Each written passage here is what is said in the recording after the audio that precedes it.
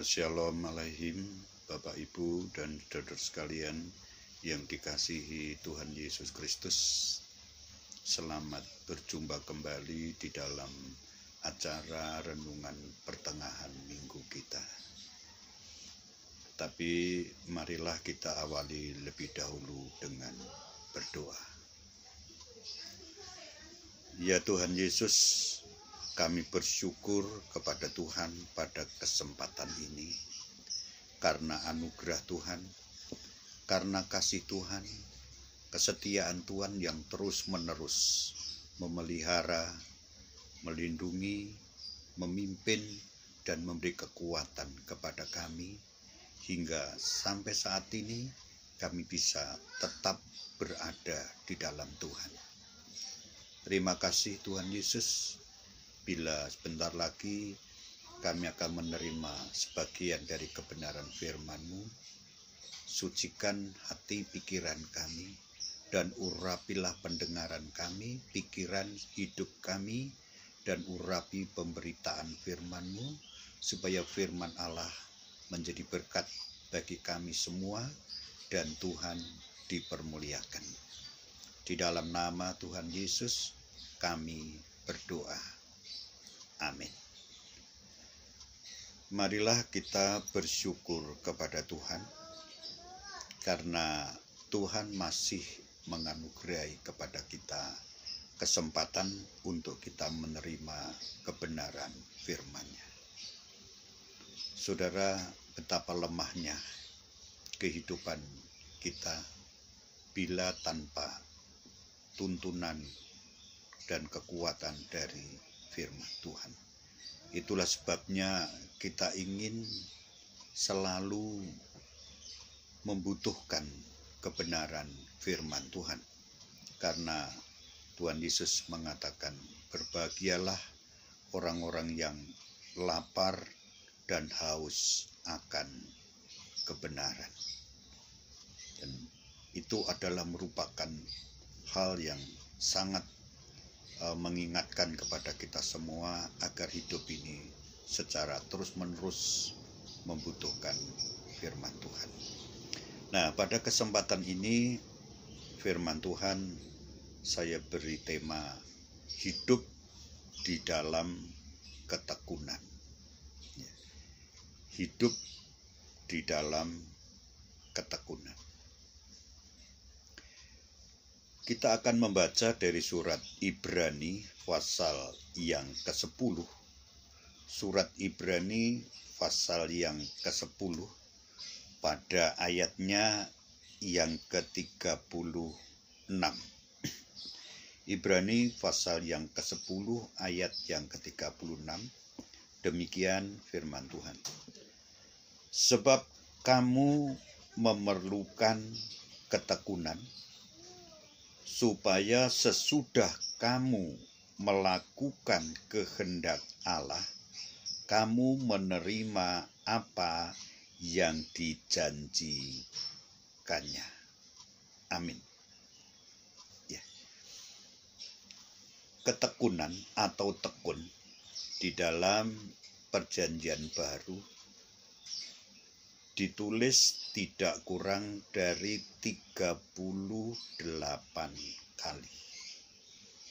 Itu artinya bahwa ketekunan itu sangat penting bagi kita orang-orang Kristen, pengikut-pengikut Kristus yang sejati. Kita semua diingatkan bahwa kita ini memerlukan ketekunan. Kalau kita beriman, berimanlah yang tekun. Kalau kita beribadah, beribadahlah yang tekun. Kalau kita melayani, melayanilah dengan tekun. Kalau kita berdoa, menyembah Tuhan, berdoalah menyembah kepada Tuhan secara tekun. Dalam Wahyu pasal yang ke-14 ayat yang ke-12 dikatakan di sana bahwa yang terpenting yaitu ketekunan orang-orang kudus di dalam melakukan kehendak Allah. Wahyu adalah merupakan kitab terakhir dalam susunan Alkitab kita yang diawali dengan kitab Kejadian, yang ditutup dengan kitab Wahyu, yang berbicara ketekunan itu adalah hal yang terpenting. Karena kenyataannya begitu banyak orang mengawali sesuatu dengan semangat yang tinggi, dengan berapi-api, dengan begitu sangat antusias, tetapi tidak secara konsisten dapat melakukannya secara terus-menerus. Artinya di sini melakukan dengan baik pada awalnya, tetapi tidak tekun untuk melakukannya. Ya. Di zaman modern ini, di zaman yang sudah maju, ya serba canggih, ya, yang begitu diinginkan adalah cepat, instan untuk meraih suatu keberhasilan. Jadi bagi sebagian orang-orang Kristen pun mereka adalah ingin mendapatkan hal-hal yang diharapkan itu secara cepat, secara instan, dan mengambil jalan pintas tanpa melalui suatu proses ketekunan. Dan apabila kita mempunyai suatu pemikiran yang seperti ini, maka justru kesuksesan, keberhasilan itu tidak akan pernah kita capai. Karena meraih sesuatu, apalagi sesuatu yang berharga, sesuatu yang besar, itu selalu ada proses. Dan proses itu adalah diperlihatkan di dalam suatu ketekunan. Lihat saja di dalam Alkitab, semuanya adalah memberikan satu gambaran bagaimana sesuatu yang baik, sesuatu yang besar, sesuatu yang mulia itu selalu dicapainya dengan suatu ketekunan. Ya. Istilah ketekunan untuk sebagian orang-orang Kristen ini hampir pudar. Ini tentu sangat memprihatinkan, sangat menyedihkan bagi orang-orang Kristen di akhir zaman ini. Arti daripada ketekunan itu, kalau kita membaca dari Kamus Besar Bahasa Indonesia, arti ketekunan adalah rajin, bersungguh-sungguh, tidak putus asa, ulet, sabar, fokus, dan konsisten. Itu adalah arti daripada ketekunan. Mari kita akan melihat diri kita sendiri-sendiri. Apa kita menjadi orang-orang Kristen yang sudah rajin menjalankan ibadah kita? Kita sudah bersungguh-sungguh pengikutan kita kepada Tuhan. Apakah ketika kita menghadapi masalah-masalah, pencobaan-pencobaan, kita mudah putus asa? Dan apakah kita juga memiliki jiwa yang begitu sangat ulet dan sabar? Dan kita juga menjadi orang-orang Kristen yang memiliki jiwa konsisten di dalam mengikut Tuhan.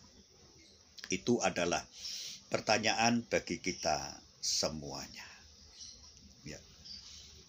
Saya melihat dari ayat pembacaan tadi, dari teks yang kita baca, ada kurang lebih ada 2 atau 3 poin yang dapat kita renungkan bersama.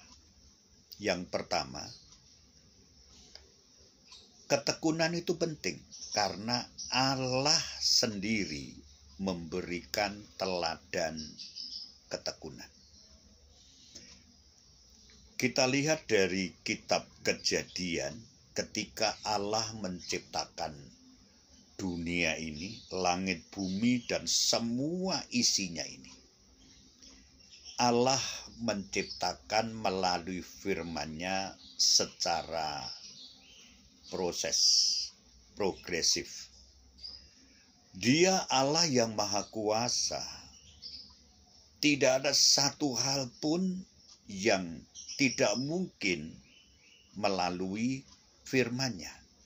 Tapi ternyata Tuhan dalam menciptakan alam semesta ini juga tidak satu kali berfirman, kemudian dunia dan seluruh isinya lengkap, jadi sempurna.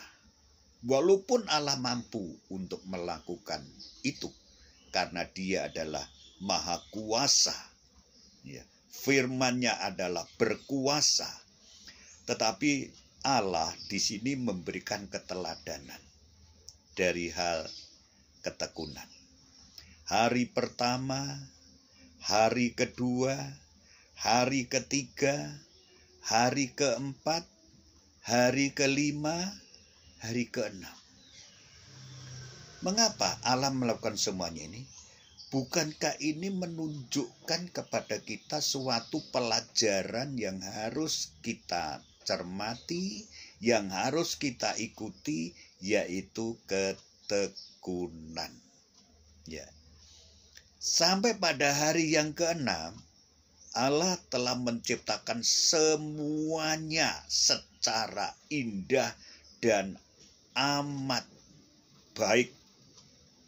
Kemudian pada hari yang ketujuh, Tuhan baru berhenti dari semua pekerjaannya. Tuhan memberikan suatu keteladanan untuk meraih sesuatu yang indah, yang baik, yang bernilai tinggi. Itu adalah melalui suatu proses, yaitu ketekunan di dalam melakukannya. Ya. Puji Tuhan. Ketika kita memperhatikan di dalam Yosua pasal yang ke-6, ya, orang-orang Israel menghadapi hambatan dalam perjalanan yang sangat besar, yaitu tembok Yeriko. Tembok yang kokoh, tembok yang kuat, dan tidak bisa ditembus. Ya. Sehingga orang-orang Israel yang pada waktu itu dipimpin oleh Yosua benar-benar secara kekuatan manusia sudah buntu jalan. Tetapi Tuhan memberikan suatu firman, ya, kepada Yosua agar tembok Yeriko itu dikelilingi 1 hari 1 kali sampai pada 6 hari. Ya. Jadi Tuhan tidak memerintahkan untuk mengelilingi kota Yeriko itu dalam 1 hari, dalam 6 hari, 6 kali atau 7 kali. Tidak. Tuhan katakan 1 hari dikelilingi dengan 1 kali. Ya, dengan tentara, dengan sangkakala, pujian-pujian. 1 hari 1 kali. Hari yang kedua lagi, hari yang ketiga lagi, hari yang keempat lagi, hari yang kelima lagi, hari yang keenam lagi, hari yang ketujuh harus dikelilingi secara bersama-sama sampai 7 kali. Tembok yang begitu kokoh, begitu kuat yang tidak tertembuskan menjadi roboh oleh kuasa Tuhan yang dahsyat karena ketekunan di dalam menjalankan perintah-perintah Tuhan. Dan itu terjadi. Ya. Kemudian ketika kita melihat seorang panglima besar, ya, yang namanya Naaman, kekasih raja dan orang yang selalu menang dalam peperangan, ketika dirinya sadar dan dia sangat menderita, yaitu mengalami sakit kusta. Ya, sakit kusta. Nabi itu memerintahkan ketika ia datang ke Nabi itu, dia datang. Kemudian Nabi itu memerintahkan, Naaman harus mandi selama 7 kali. Ia akan sembuh. 7 kali. Kenapa kok tidak 1 kali saja? Ya. Kenapa harus 7 kali? Ini juga satu keteladanan lain yang harus kita ikuti. Ketekunan. Sekali lagi ketekunan. Hari Senin, Selasa, Rabu, Kamis, Jumat, Sabtu, Minggu. Nah, tekun. Day by day kita menjadi orang-orang Kristen yang terus melakukan kehendak Tuhan, melaksanakan perintah Tuhan. Dan Naaman yang sakit kusta itu, setelah taat 7 kali dia menyelam, maka benar apa yang dikatakan Nabi itu. Sakit kustanya hilang, lenyap, sembuh, tahir, dan kulitnya menjadi kulit yang sangat lembut seperti kulit anak-anak. Ya, Yeriko roboh, tembok yang begitu kuat karena ketekunan.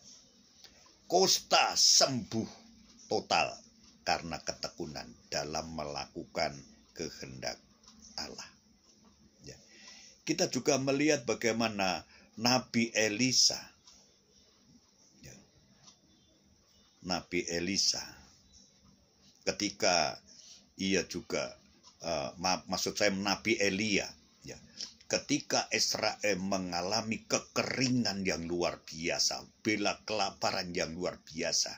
Karena tidak ada hujan sama sekali. Karena dosa-dosa orang Israel. Kemudian Elia dia berdoa di atas gunung. Sujud sampai 7 kali. Baru ada awan yang naik dari permukaan air laut. Sehingga terjadi suatu hujan yang sangat lebat. Yang sudah 3,5 tahun tanpa hujan. Ketekunan di dalam berdoa membuahkan hasil yang luar biasa. Ya. Kemudian ketika kita melihat yang lain, Lukas pasal yang ke-18. Seorang janda yang miskin yang dalam menghadapi masalah. Dia datang kepada hakim, ya, ditolak. Datang kepada hakim, tidak lagi dihiraukan, diindahkan. Tetapi kita lihat janda ini tidak pernah berhenti untuk dia datang kepada hakim yang lalim itu. Hakim yang tidak peduli kepada manusia. Hakim yang tidak takut kepada Allah. Tetapi perempuan janda ini dia terus tekun datang. Dan akhirnya dia dibenarkan. Mengapa dia dibenarkan? Jelas sekali itu berkat daripada ketekunannya. Kita semua membutuhkan ketekunan. Bapak-bapak membutuhkan ketekunan. Ibu-ibu membutuhkan ketekunan. Dan anak-anak juga membutuhkan ketekunan. Tidak ada jalan pintas untuk meraih kesuksesan.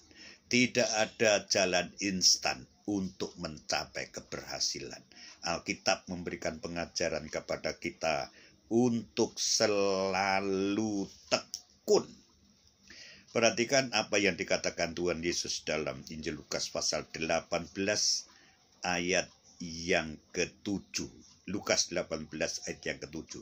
Tidakkah Allah akan membenarkan orang-orang pilihannya yang siang malam berseru kepadanya, dan apakah ia mengulur-ulur waktu sebelum menolong mereka?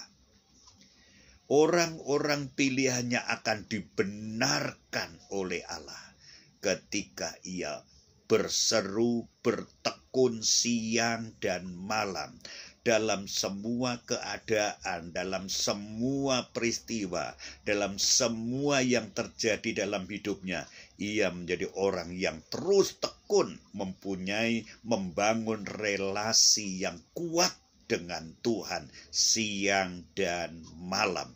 Allah akan membenarkannya. Allah akan mengabulkannya semua doa-doanya. Jadi Allah memberikan keteladanan dalam ketekunan. Itu hal pertama. Kemudian hal yang kedua. Ketika kita melihat ketekunan, ada dua macam ketekunan. Ketekunan yang pasif dan ketekunan yang aktif. Saya berikan contoh, ketekunan yang pasif itu misalkan seseorang itu sedang berada dalam penjara karena dihukum. Ini ketekunan yang pasif, dia menunggu sampai hukuman yang dilewati itu habis. Dia dibebaskan. Tapi itu bukan ketekunan yang diinginkan, dikehendaki oleh Tuhan. Ketekunan yang dikehendaki oleh Tuhan adalah ketekunan yang aktif. Ketekunan yang terus berkarya, bekerja. Dan itulah yang dikehendaki oleh Tuhan. Ketekunan yang aktif. Misalkan saya berikan contoh seorang petani. Seorang petani itu adalah tekun di dalam mengolah tanah. Tekun di dalam memelihara tanamannya. Tekun untuk menanti sampai musim panen. Dia tidak pernah jemu-jemunya untuk tidak pernah merasa begitu sangat lelah sehingga putus asa, tidak lagi ada ketekunan untuk mengolah memelihara tanaman. Dia aktif di sana. Dan benar, satu saat dia sampai pada musim panen. Karena apa? Ketekunan. Seorang Perdana Menteri yang cukup terkenal di Inggris yang bernama Churchill. Dia satu saat dimintai untuk berpidato. Kata-kata yang disampaikan sangat singkat sekali, yaitu hanya 3 kata saja. Jangan menyerah, jangan menyerah, jangan menyerah. Kata-kata itu sangat singkat dan sederhana, tapi intinya di sini. Kerap kali hidup kita itu begitu mudah menyerah ketika kita menghadapi masalah, ketika hidup ini terasa berat, ketika kita menghadapi tekanan, ketika kita menghadapi kegagalan. Begitu mudah kita menyerah, putus asa. Kalau kita ingin berhasil, jangan pernah menyerah. Jadilah orang-orang yang tekun.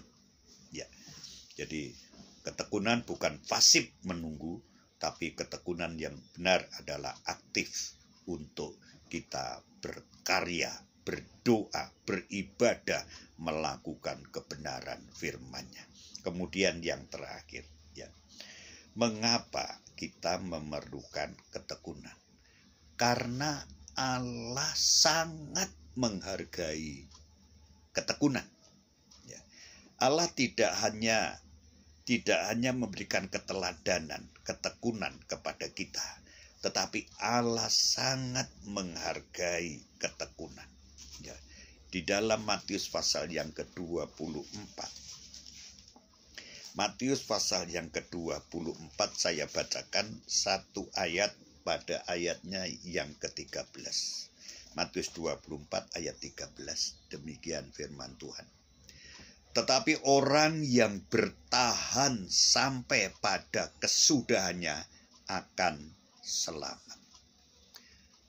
Jadi Allah itu menghargai ketekunan. Orang yang bertekun sampai kesudahannya, sampai garis finish, sampai hidupnya dipanggil Tuhan, tetap tekun menjadi orang Kristen, dialah orang yang diselamatkan. Berbahagialah orang yang bertahan di dalam pencobaan. Ya, sebab sesudah ia tahan uji, ia menerima mahkota kebenaran. Yakobus 1 ayat yang ke-12. Mari Bapak Ibu Saudara sekalian, sadarilah dalam hidup kita membutuhkan ketekunan. Jangan menjadi orang Kristen saja, jangan beriman saja, jangan beribadah saja, jangan melakukan firman saja, jangan hanya melayani saja. Semua yang kegiatan kekristenan kita harus didasari dengan ketekunan. Ya. Sekali lagi, semua yang kita lakukan, hal-hal yang baik, harus juga dilakukan dengan ketekunan. Allah memberikan teladan ketekunan. Ketekunan yang aktif, dan Allah sangat menghargai. Orang yang bertekun akan menikmati janji-janji Tuhan, akan terjadi, akan dibuktikan di dalam kehidupannya.